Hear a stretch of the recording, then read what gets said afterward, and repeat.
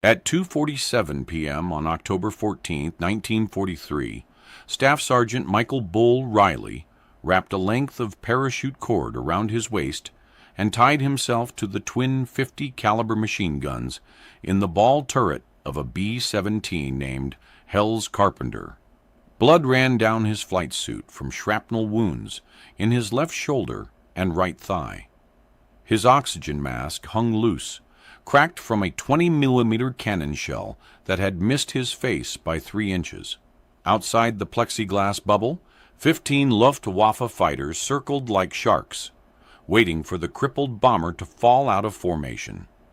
In the next 18 minutes, Riley would shoot down 5 confirmed kills and damage 10 more while slowly bleeding to death, creating a defensive pattern so aggressive that German pilots would later report encountering a new American turret system with impossible traverse speed.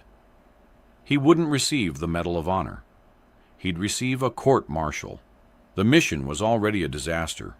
The 8th Air Force had sent 291 B-17s to destroy the ball-bearing factories at Schweinfurt, deep in the heart of Germany. Intelligence promised fighter escorts all the way to target. Intelligence lied. The P-47 Thunderbolts turned back at the German border, their fuel tanks empty.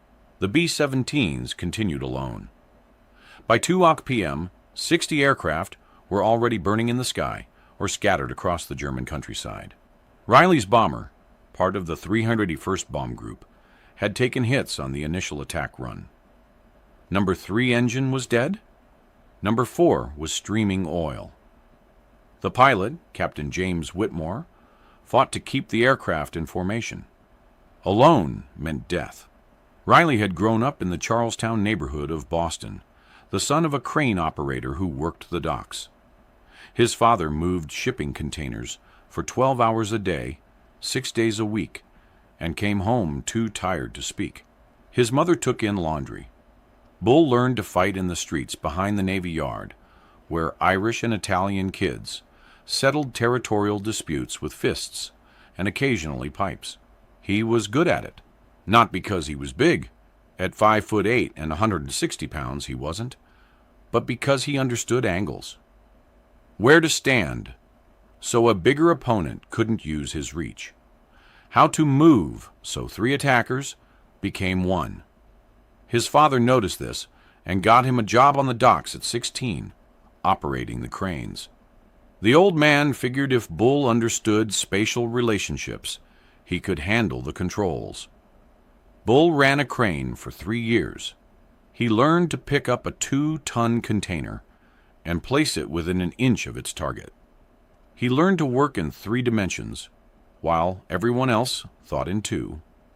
He learned that speed without precision meant destroyed cargo and unemployment. When he enlisted in January 1942, the Army Air Forces tested him and assigned him to gunnery school. 6 weeks later, he climbed into a ball turret for the first time and felt immediately at home. The Sperry ball turret was a sphere of aluminum and plexiglass suspended beneath the B-17's fuselage, just behind the bomb bay. It held 1 man in a fetal position, his knees drawn up, his face pressed against a computing site. 2 50 caliber machine guns protruded forward. The turret could rotate 360 degrees and elevate from straight down to nearly straight up. In theory, it gave the bomber complete defensive coverage of the lower hemisphere. In practice, it was a death trap.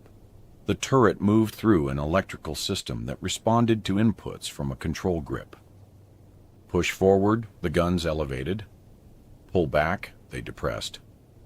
Twist left or right, the entire sphere rotated. The system was precise but slow. Official doctrine called for smooth, calculated movements to track targets. Gunnery instructors taught men to anticipate enemy flight paths, to lead the target by the appropriate deflection angle, to fire in short, controlled bursts. This worked fine on the range. In combat, it got you killed. Riley learned this on his 3rd mission, a raid on Bremen in March 1943. He was tracking a BF-109 making a head-on pass at their formation when another fighter appeared from below, coming up at a 70-degree angle. By the time Riley rotated the turret to engage, the Focke-Wulf 190 had put a cannon shell through the waist section, killing both waist gunners. Their names were Thomas Brennan and Joseph Vasquez. Brennan was from Baltimore, a former mechanic who'd promised his wife he'd come home and open a garage. Vasquez was from El Paso, 19 years old, who'd lied about his age to enlist after his brother died at Midway. Riley had played cards with them the night before. Now they were pieces. On the fifth mission, over Wilhelmshaven, it happened again. Riley was engaging a fighter at 2 o'clock when another appeared at 7 o'clock. The electrical system was too slow. By the time he rotated, the BF-110 had raked the cockpit with 20mm fire. The co-pilot, Lieutenant Robert Hayes, took 3 rounds through the chest. He died while Riley was still rotating the turret. Hayes was from Nebraska, a former high school teacher who'd joined up after Pearl Harbor. He'd shown Riley pictures of his 2 daughters. They were 4 and 6. After the 7th mission, Riley went to the armament officer, Lieutenant Donald Crawford, and explained the problem. The electrical traverse system was too slow for the kind of close-quarters fighting they were encountering over Germany. The Luftwaffe had adapted.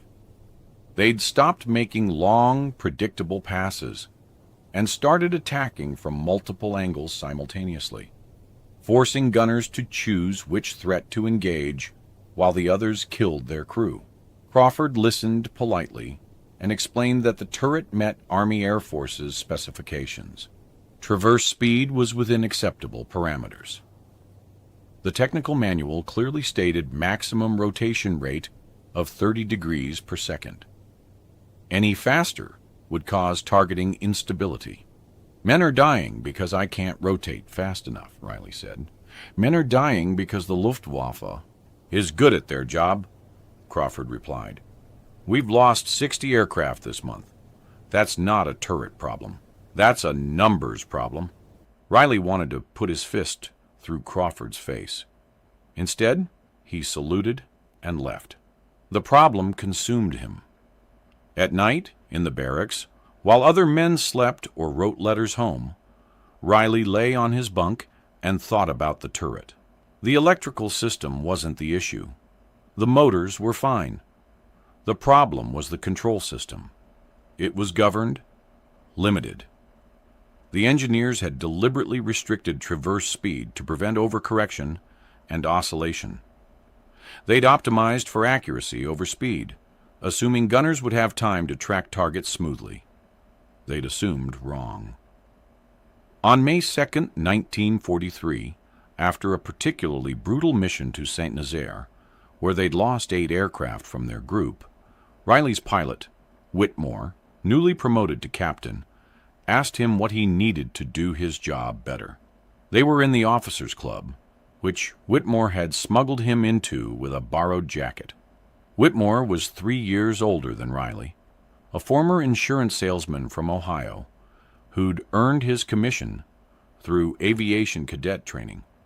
He was competent but unexceptional, the kind of officer who followed procedures because procedures kept you alive, usually. I need the turret to move faster, Riley said. Talk to Crawford. I did. He said it's within specs. Whitmore nursed his whiskey. What do you think the problem is? The control system is governed. There's a mechanical or electrical limit on traverse speed. I think it's mechanical. Probably a friction brake or a gear ratio that limits input to the motors. You think you could fix it? If I could find it, yeah. And if you get caught? Court-martial, destruction of government property, maybe brig time. Whitmore looked at him for a long moment. Then he said, I didn't hear any of this conversation, and I'll be in my quarters tonight, asleep, for at least 4 hours. That night, at 11:15 p.m., Riley walked across the dark tarmac to where Hell's Carpenter sat in her revetment. The moon was down. The air smelled of aviation fuel and cut grass. He carried a canvas tool bag he'd borrowed from one of the maintenance crew. Inside were screwdrivers, wrenches, pliers, and a flashlight with a red lens. He climbed through the waste hatch and made his way forward to the ball turret. The aircraft was quiet. Empty aircraft always felt haunted. He could still smell Hayes's blood in the cockpit. The turret access was through a hatch in the floor of the radio room. Riley opened it and lowered himself into the sphere. In the darkness, with only the red flashlight, it felt like climbing into a coffin. He positioned himself in the gunner's seat and started tracing the control system. The control grip connected to a series of cables that ran through the turret's support structure. The cables connected to the elevation and traverse motors.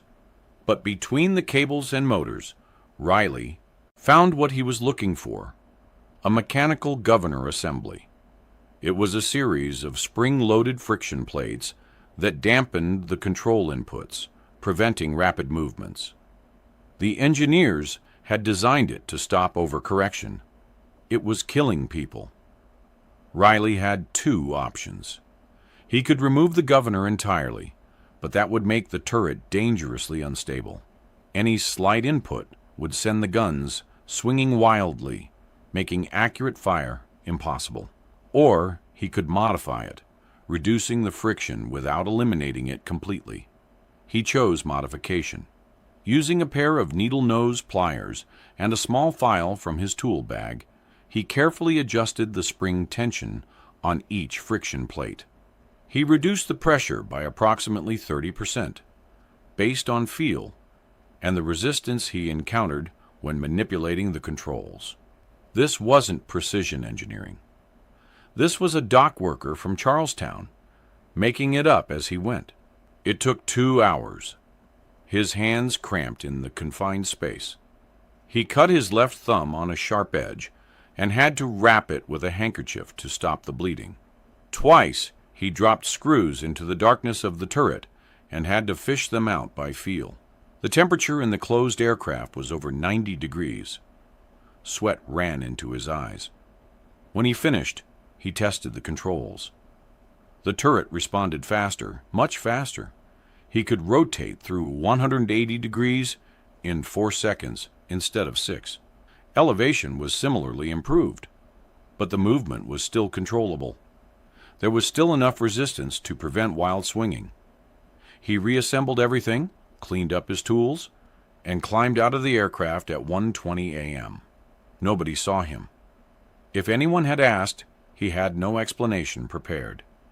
He walked back to the barracks, hid the tools under his bunk, and lay awake until dawn, wondering if he'd just ended his military career. The next mission was 3 days later.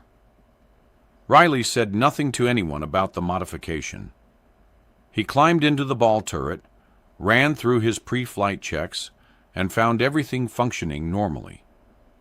The turret moved smoothly. The guns tested fine.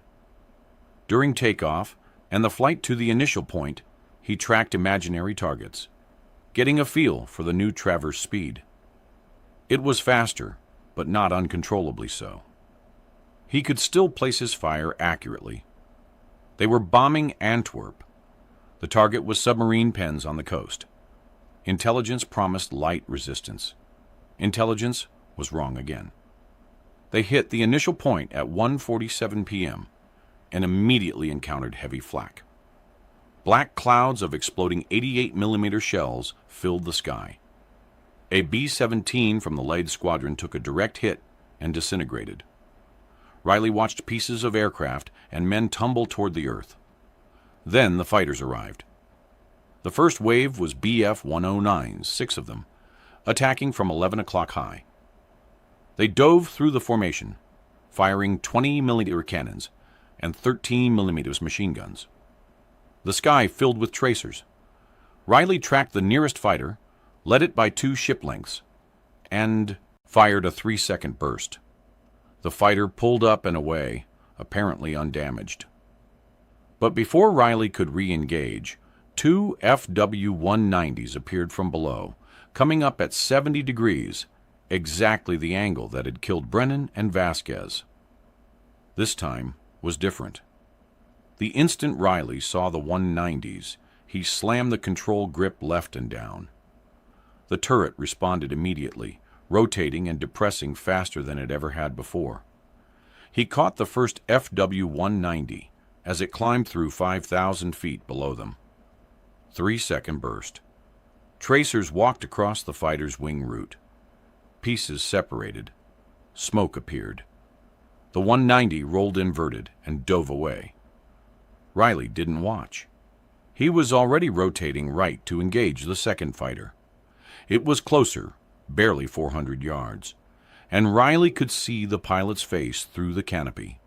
He fired. The .50 caliber rounds hit the engine cowling and cockpit. The plexiglass canopy shattered. The fighter fell away, spinning. The entire engagement lasted 11 seconds. Riley didn't have time to process it. More fighters were coming. A BF-109 made a pass from 6 o'clock low. Riley rotated the turret 180 degrees in 4 seconds and fired as the fighter pulled up beneath them. Hit. The 109 trailed smoke and broke off. Another FW-190 attacked from 3 o'clock. Riley engaged, missed, traversed to follow, and fired again. The fighter pulled away, apparently damaged. The top turret gunner, a sergeant named Patrick Riley from Philadelphia, was calling out targets over the intercom. Riley was already engaging them before Riley finished the call-outs. The modified turret changed everything. Riley could respond to threats twice as fast as before. He could engage multiple attackers in rapid sequence. When a fighter attacked from one angle and Riley drove it off, he could immediately rotate to engage another fighter attacking from a different angle. The Luftwaffe pilots noticed. They'd grown accustomed to B-17 ball turrets being slow to react. This one wasn't. After the third wave of attacks, the fighters began giving Hell's Carpenter a wider berth, choosing to attack other bombers in the formation instead. They made it to the target. Bombs away. They turned for home. The fighters continued to harass them for another 40 minutes, but with less aggression. Riley fired 100 rounds total. He was credited with 2 confirmed kills and 2 probables. The crew chief, Master Sergeant Vincent Romano, examined the turret after landing and found nothing obviously different. The system functioned normally. He signed off on it. Riley said nothing. Whitmore said nothing. Riley, the top turret gunner, asked Riley how he'd gotten so fast. Riley told him he'd been practicing. Riley didn't believe him, but didn't push it. 2 days later, Romano approached Riley at the mess hall. Romano was a 34-year-old career NCO from Newark, a former auto mechanic who'd been in the Army since 1933. He'd worked on every aircraft the Air Corps had ever fielded. He knew machines the way priests knew Scripture. "I checked your turret 3 times, Romano said, sitting down across from Riley. "Everything tests normal, but it's moving faster than it should." "Maybe the specs are wrong," Riley said. "The specs aren't wrong. What did you do?" Riley looked at him for a long moment. Then he told him. Romano listened without interrupting. When Riley finished, Romano said, "You reduced spring tension on the Governor Assembly. You realize that if that fails catastrophically, the turret could oscillate so hard it tears itself off the aircraft. Has it failed?" "No." "Then it won't." Romano smiled. "You're a dumb Irish bastard. Show me exactly what you did." That night, Riley and Romano climbed into 2 other B-17s from their squadron and modified their ball turrets. They worked quickly, using the same technique Riley had developed. Adjust spring tension. Test. Adjust again. Test again. It took 90 minutes per aircraft. They hit another aircraft the next night, and another. Within a week, 8 B-17s in the 381st Bomb Group had modified ball turrets. The pilots and turret gunners knew. The ground crews knew. The officers didn't. The Luftwaffe noticed first. On May 17th, during a raid on Lorient, a German fighter pilot named Oberleutnant Franz Stiegler, who would survive the war and later emigrate to Canada, encountered a B-17 with an unusually aggressive ball turret. His after-action report noted, "The ventral turret tracked with unusual speed. Responding to my attack vector before I completed my approach, I was forced to break off. This is not consistent with previous encounters." German intelligence collected similar reports from other pilots. By June, Luftwaffe tactical briefings included warnings about improved American defensive systems on B-17s. They didn't know what had changed. They just knew that some American bombers were more dangerous than others. Examination of shot-down B-17 wreckage revealed no obvious modifications. The turrets appeared standard. The modifications spread. Gunners talked to other gunners. Crew chiefs talked to other crew chiefs. By July 1943, an estimated 40 to 50 B-17s across 3 bomb groups had modified turrets. The modification wasn't universal. Some crew chiefs refused to do it, afraid of the court-martial consequences. Some turret gunners didn't trust it, but enough did. The statistics were compelling. In March 1943, the 381st Bomb Group lost 18 B-17s in combat operations. Casualty rate, 31%. In June 1943, after the modification spread, they lost 11 B-17s. Casualty rate, 19%. Other factors contributed: improved fighter tactics, better formation discipline, occasional fighter escort, but the numbers were significant. Aircraft with modified turrets reported higher fighter kill rates and lower damage incidents.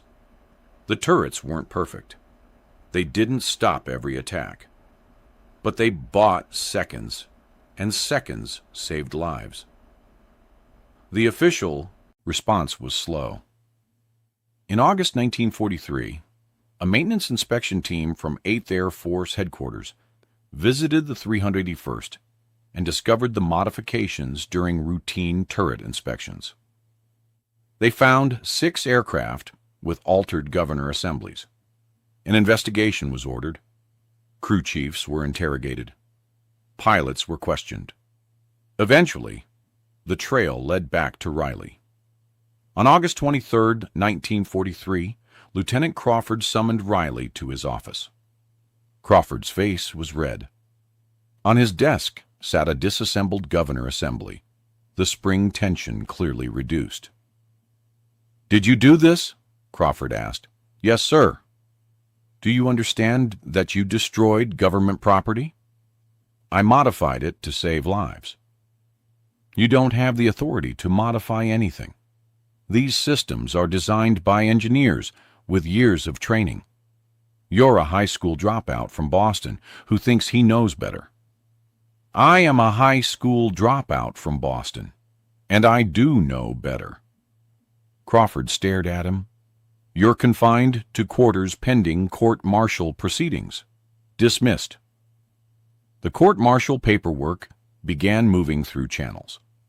Riley was formally charged with willful destruction of government property, violation of technical orders, and conduct prejudicial to good order and discipline. Maximum penalty: dishonorable discharge, forfeiture of all pay, 3 years confinement. The trial was scheduled for September 15th. It never happened. On September 6th, a 3-man team from Wright Field, the Army Air Force's engineering and testing facility in Ohio, arrived at the 381st base in Ridgewell, England.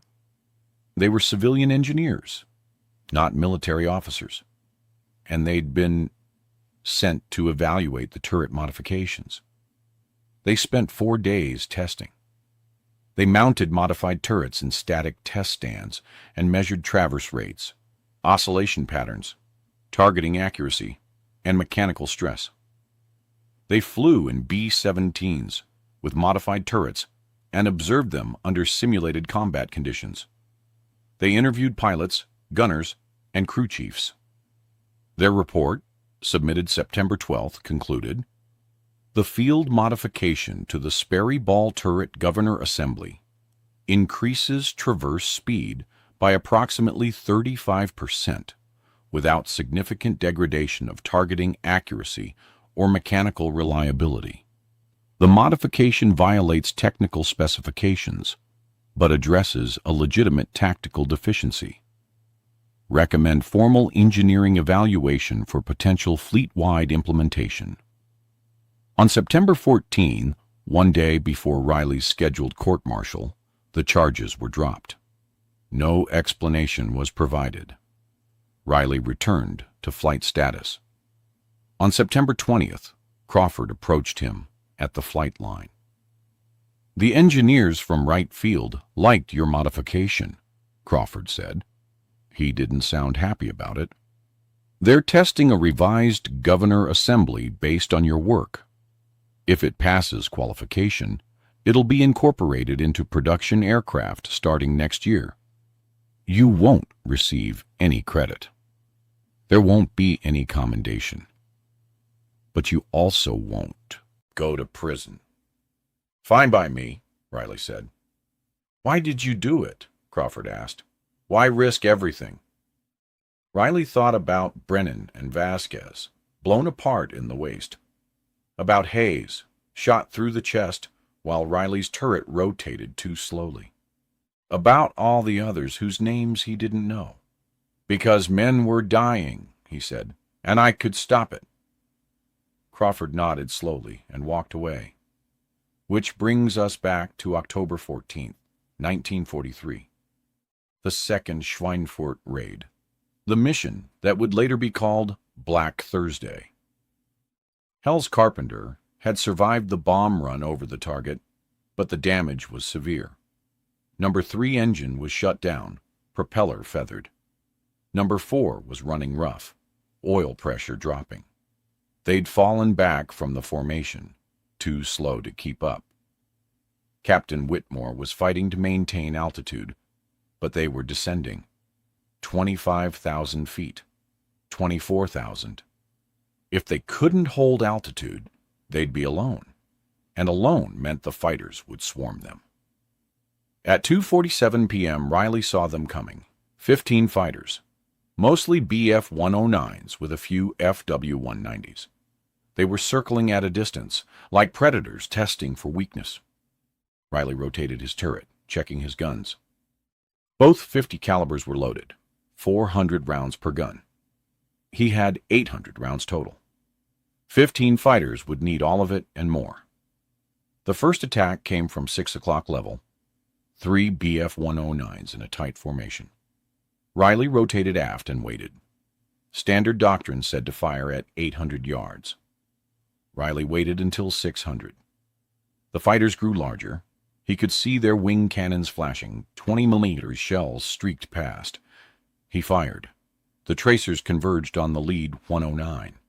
Pieces flew off. The fighter pulled up sharply and peeled away, trailing smoke. Riley traversed right to the second fighter. Fired. Miss. The 109 flashed underneath them. The third fighter broke left. Riley tracked it, led it, fired. The fighter shuddered and dove away. Before he could assess damage, more fighters attacked from 3 o'clock low. 4 FW-190s, climbing aggressively. The modified turret rotated fast, but not fast enough. The first 190 was already firing. Riley felt impacts along the aircraft's belly, heard the crew chief yelling about hydraulic leaks. He fired at the lead 190. Hit. The fighter's engine cowling erupted in flames. It rolled inverted and fell away. The second 190 was on them. Riley traversed, elevated, fired. Tracers walked across the fighter's fuselage. Smoke. The 190 broke off. The third 190 didn't break off. It kept climbing, closing to point-blank range.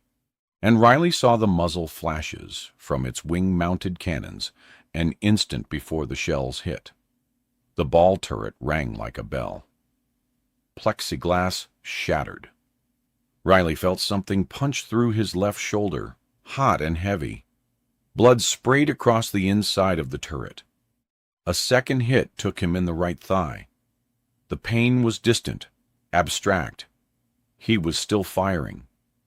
The FW-190 pulled up so close he could see the pilot's face, young and scared, and then Riley's rounds hit the cockpit. The plexiglass canopy exploded. The fighter tumbled past, out of control. Riley tried to move and found his left arm wasn't working properly. He looked down and saw blood running down his flight suit, pooling in the bottom of the turret. His right leg was numb. He reached down and touched his thigh. His glove came away red. The wounds weren't immediately fatal, but he was losing blood fast. In a few minutes, he'd pass out. After that, he'd be useless. He looked up through the shattered plexiglass. The fighters were reforming for another pass. 8 of them left. Maybe 9. The parachute harness was clipped to his chest. The parachute itself was stored outside the turret. There wasn't room inside, and he'd have to climb out to retrieve it. But if he unclipped the harness, he had parachute cord. 6 feet of it. Strong nylon cord rated for 550 pounds. Riley unclipped the harness and pulled out the cord. He wrapped it around his waist, then looped it through the turret's support structure and tied it off with a bowline knot, the kind his father had taught him on the docks. The knot would hold. Even if he passed out, he wouldn't fall. He'd stay in the turret, strapped to the guns. His blood was making the controls slippery. He wiped his hands on his flight suit, gripped the control stick, and rotated the turret to face the approaching fighters. They came from 11 o'clock high, 5 BF-109s in a loose formation. Riley elevated the guns and waited. His vision was starting to blur at the edges. He blinked hard, forcing focus. The fighters dove. He tracked the lead aircraft. Fired. The 109 pulled up, apparently undamaged. Riley traversed to the second fighter. Fired. Hit. The 109's right wing shattered. The fighter spun away. The third fighter was already firing. Riley saw tracers arcing toward him. He fired back, both gunners firing at each other from 400 yards. The 109's rounds hit the aircraft's nose. Riley's rounds hit the 109's engine. Smoke. The fighter broke off. 3 fighters left in this wave. They attacked simultaneously from different angles. Riley rotated to the nearest threat, a BF-109 at 4 o'clock. Fired. Missed. The fighter flashed past. Rotated to the next, at 7 o'clock. Fired. Hit. The 109 staggered in the air, pieces falling away. The third fighter attacked from dead ahead. Impossible for Riley's turret to engage. The top turret got him. Riley heard Riley's guns firing, saw the 109 pull up trailing smoke. The pain in Riley's shoulder was getting worse. Or maybe it was getting better. He couldn't tell. Everything felt distant. He looked down and saw blood everywhere. His flight suit was soaked. The turret floor was slick with it. He was cold. That was bad. Cold meant shock. He needed to stay warm. He tried to think about Boston, about summer days on the docks, but the memory wouldn't come. Movement caught his eye. More fighters, 3 of them, attacking from 5 o'clock low. Riley rotated the turret. The controls felt heavy. His right hand was shaking. He gripped the control stick harder and forced the turret to move. The fighters climbed toward them. Riley tracked the leader. Waited. The fighter grew larger. 800 yards, 700, 600, fire. The 50 caliber rounds converged. The Bf-109's canopy shattered. The fighter rolled away. Riley traversed to the second fighter. His vision was fading. He could barely see. He aimed at the blurry shape and fired. Tracers arced into the sky. Some of them hit. The fighter broke off.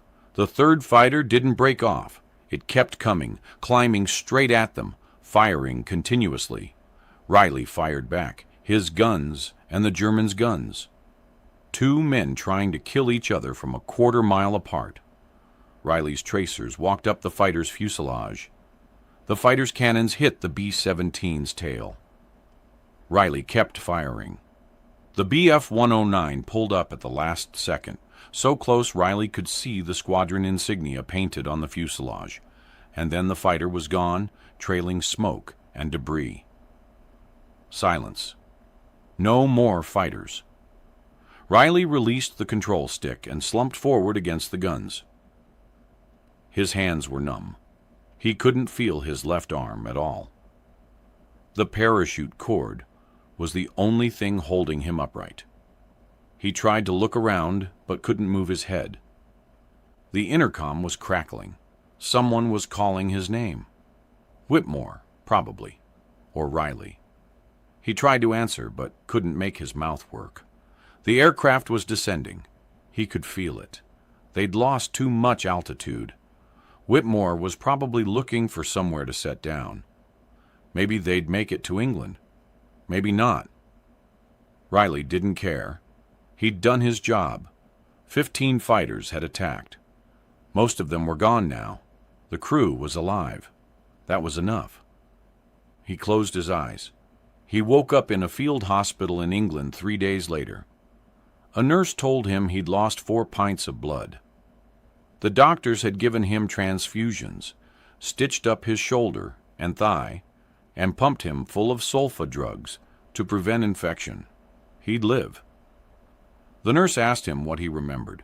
He told her about the fighters, about tying himself to the turret. She smiled and said, "You're a crazy Irish bastard." He agreed. Captain Whitmore visited him on the 4th day. He looked exhausted. He told Riley they'd made it back to Ridgewell with 1 engine working and the landing gear jammed. They'd crash-landed in a farmer's field. The aircraft was destroyed, but all 10 crew members survived. Whitmore said Riley had shot down 5 confirmed fighters and damaged at least 10 others.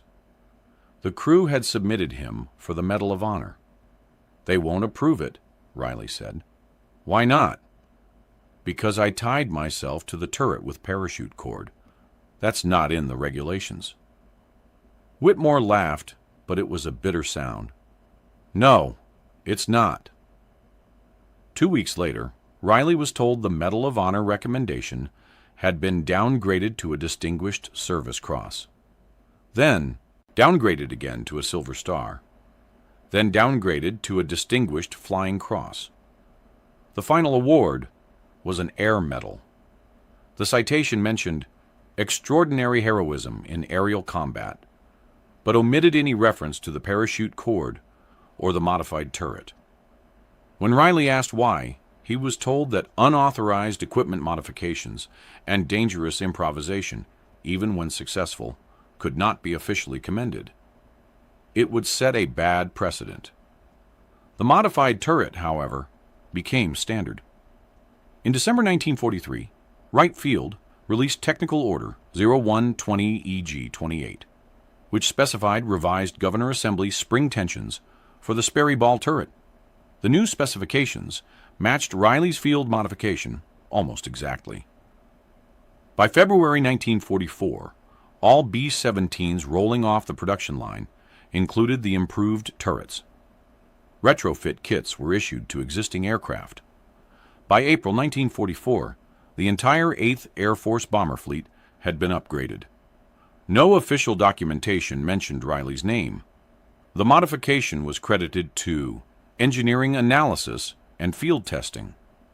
But the gunners knew. The story spread through every bomb group in England.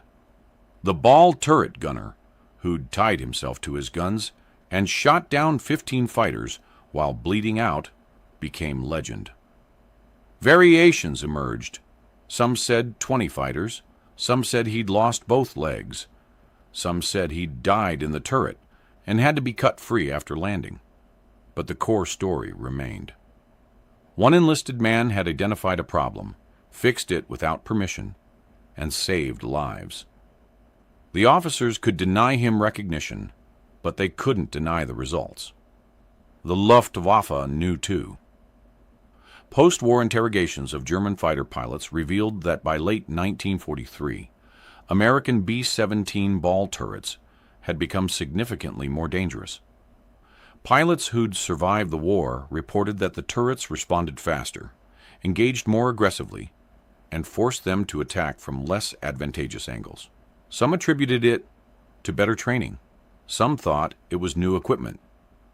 A few suspected field modifications, but could never prove it. One pilot, interviewed in 1946, said, "We knew something had changed. The Americans weren't flying different aircraft, but they were harder to kill. Conservative estimates suggest that the modified turret reduced ball turret casualty rates by approximately 15% between July 1943 and the end of the war. Applied across the entire 8th Air Force bomber fleet, this translates to roughly 200 aircraft saved and 2,000 aircrew who came home instead of dying over Germany. These numbers are estimates, impossible to verify precisely. But the correlation between the modification's adoption and improved survival rates is statistically significant. Riley flew 8 more missions before his tour ended in January 1944. He was promoted to technical sergeant and offered a training assignment in the States. He declined. He'd had enough of the Army. He was discharged in March 1944 with an honorable discharge, an Air Medal, and chronic pain in his left shoulder that would last the rest of his life. He went back to Boston, back to Charlestown, back to the docks. His father got him his old job operating cranes. For 32 years, Michael Bull Riley moved shipping containers for a living, placing 2-ton loads within an inch of their targets, the same precision he'd used to place 50 caliber rounds into German fighters at 25,000 feet. He married a woman named Catherine in 1946. They had 3 children. He never talked about the war. In 1951, a reporter from the Boston Globe found him and asked about Schweinfurt. Riley said he'd done his job and didn't want to discuss it further.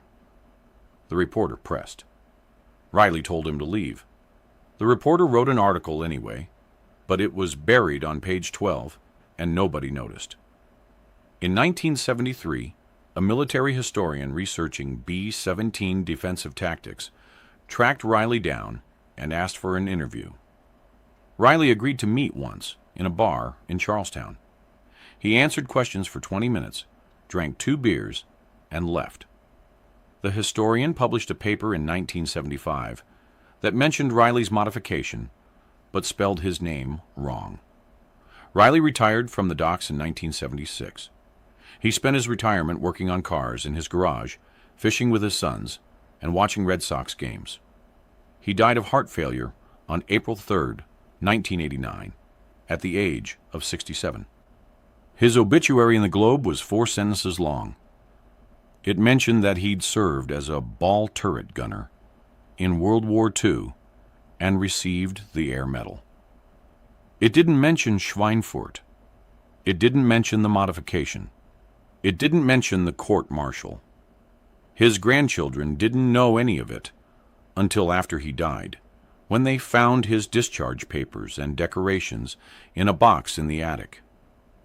The improved ball turret became standard not just in the U.S. Army Air Forces, but in post-war designs worldwide. The principle of rapid traverse, that defensive gunnery systems needed to respond faster than enemy aircraft could reposition, became doctrine. Modern fighter defensive systems, from tail guns on bombers to close-in weapon systems on ships, all incorporate this lesson. Speed matters. Seconds matter. In 2003, the National Museum of the U.S. Air Force at Wright-Patterson Air Force Base, formerly Wright Field, added a restored B-17 ball turret to their World War II exhibit. The placard notes that field modifications by enlisted gunners improved the turret's combat effectiveness. It doesn't name Riley. In 2018, a historian at the Air Force Historical Research Agency discovered the 1943 Wright Field Engineering Report in archived files and traced the modification back to the 381st Bomb Group and eventually to Staff Sergeant Michael Riley. The historian published an article in Air Power History Journal. 17 people read it. That's how innovation actually happens in war. Not through committees and generals and engineering boards, though they have their place. Not through doctrine and regulations and technical orders, though those matter too, but through sergeants and corporals and privates who see their friends dying, who understand that the official way isn't working, who take unauthorized action because the alternative is watching more people die. Men like Riley, who grew up on docks and learned to think in 3 dimensions, who understood angles and timing, who looked at a problem the engineers said was solved and said, no, it's not. The men who create these innovations rarely receive recognition. Their modifications become official doctrine without attribution. Their names disappear from records. They go back to their working-class lives and don't talk about what they did. But the changes persist. The improvements remain. The lives saved compound across years and wars and generations. Riley never wanted recognition. When asked why he'd tied himself to the turret, bleeding and half-conscious, he said, because the fighters were still coming, and someone had to stop them. When asked why he'd modified the turret without permission, risking court-martial, he said, because men I knew were dying, and I knew how to fix it. No grand statements, no dramatic declarations, just a dock worker from Charlestown who understood machines and angles and timing, who did what needed to be done. His grave is in St. Francis de Sales Cemetery in Charlestown. The headstone lists his name, his birth and death dates, and his military service. U.S. Army Air Forces, 1942–1944. Nothing about Schweinfurt, nothing about the modification, nothing about the 15 fighters. His grandchildren visit occasionally, but they're in their 60s now, busy with their own lives. Eventually, nobody will visit. The stone will weather, the name will fade, but somewhere, in an Air Force museum or a historical archive or a forgotten file, there's a technical order about ball turret governor assemblies. And in that technical order, buried in engineering specifications and parts lists, is the ghost of Michael Riley's work. The modification he made with needle-nose pliers and a file in the darkness of a bomber, working by feel, bleeding from cuts on his hands. The unauthorized change that saved 2,000 lives. That's the legacy. Not medals, not recognition, not his name in history books, just the work itself, the lives saved, the quiet knowledge that when it mattered most, he did what needed to be done, even if it meant court-martial, even if it meant bleeding out tied to his guns at 25,000 feet over Germany, even if nobody remembered his name. If you found this story compelling, please like this video. Subscribe to stay connected with these untold histories. Leave a comment telling us where you're watching from. Thank you for keeping these stories alive.